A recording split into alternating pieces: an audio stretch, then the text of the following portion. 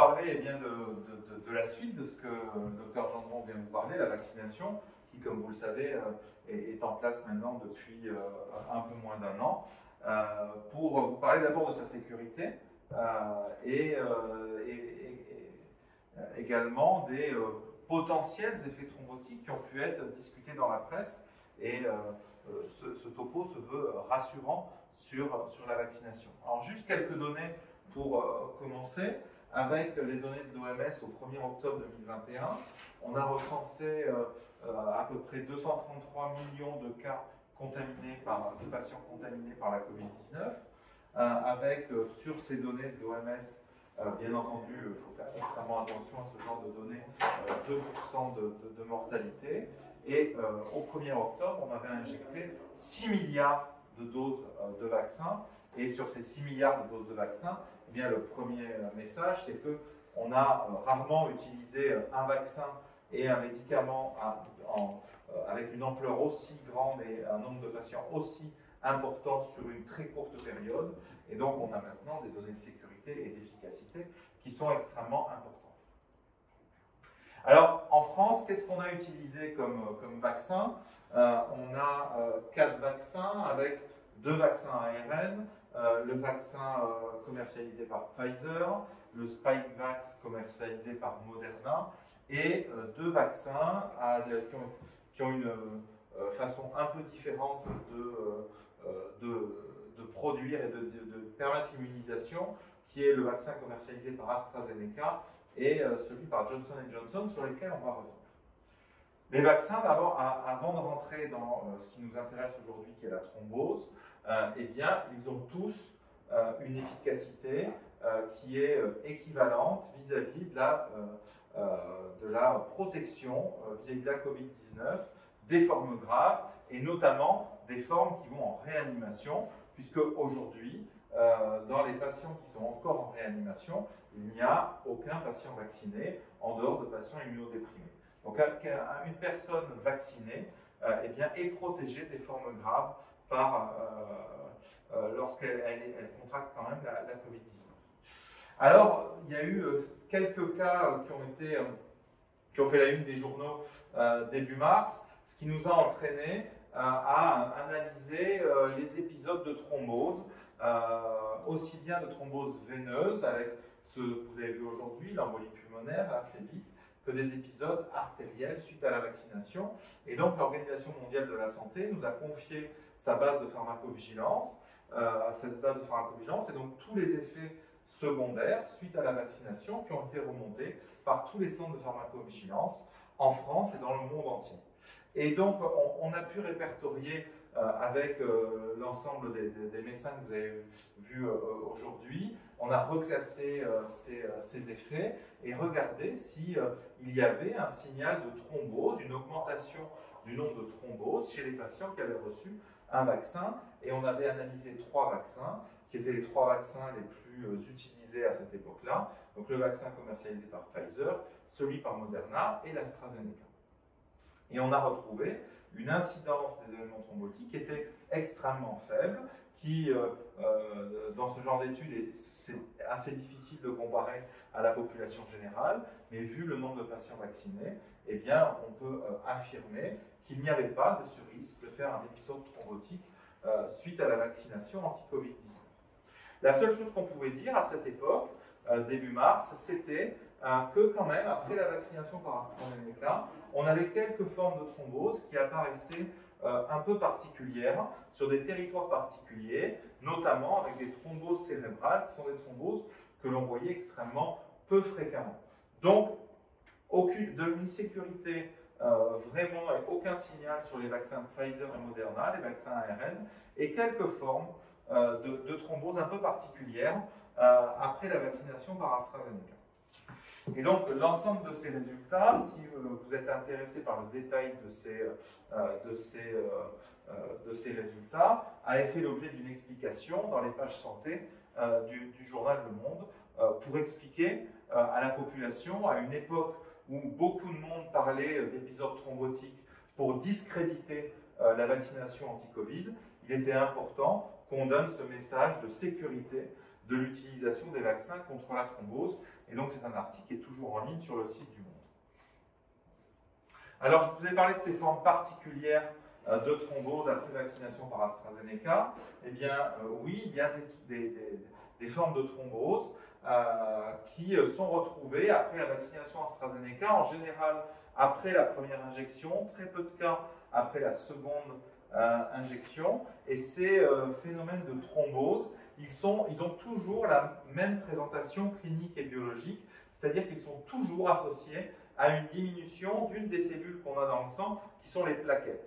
Donc ce sont des épisodes de thrombose associés à ce qu'on appelle donc une thrombopénie, une diminution de ces toutes petites cellules qui permettent de former les caillots. Et pourquoi on a une chute de ces plaquettes? Eh bien parce qu'elles sont consommées dans un caillot qui se forme dans la circulation. Et donc ces thromboses qui sont secondaires à cette vaccination par AstraZeneca ou Johnson & Johnson, elles se font dans les premiers mois qui suivent l'injection de ce vaccin. Alors, de quoi parle-t-on exactement en termes de nombre de patients? Ça représente extrêmement peu de patients, puisque l'incidence dans nos pays, elle est d'à peu près un patient sur 100 000, voire 150 000 patients vaccinés.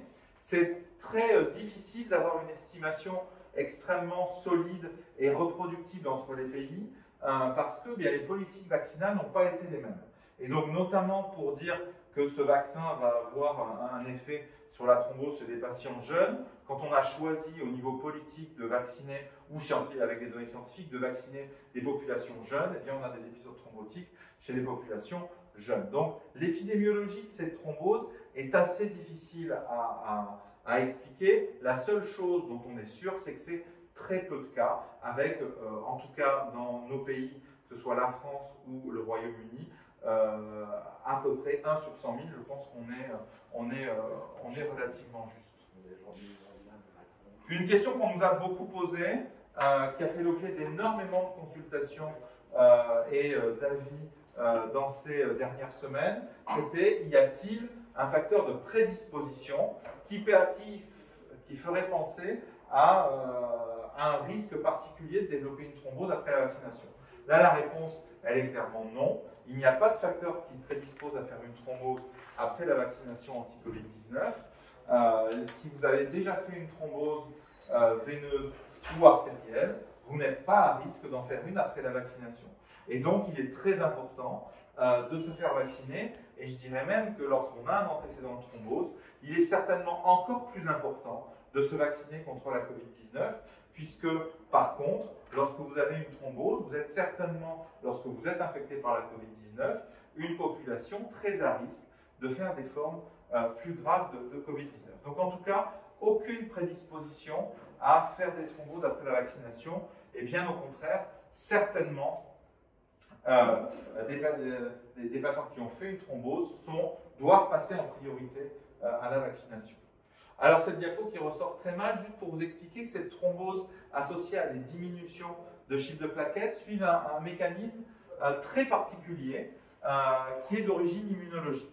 On connaît ces thrombopénies, donc ces chutes de plaquettes associées à la thrombose, ont un mécanisme post-AstraZeneca qui ressemble à un mécanisme immunologique que l'on retrouve suite aux thrombopénies avec un traitement anticoagulant qu'on utilise depuis très longtemps, qui est l'héparine. Et ce mécanisme de la thrombose, il correspond en fait à la formation d'un complexe entre l'héparine et un constituant des plaquettes. Et ce constituant va entraîner la formation d'anticorps qui va entraîner l'agrégation des plaquettes et la thrombose. Et on a la même chose avec un des constituants du vaccin AstraZeneca qui va se coupler au PF4, cette molécule plaquettaire, pour former une nouvelle molécule qui va entraîner une immunisation et du coup c'est l'apparition de ces thromboses. Alors ces thromboses à post-vaccination, elles sont extrêmement rares. Elles ont fait extrêmement peur lorsqu'elles sont arrivées et qu'on ne connaissait pas ce syndrome.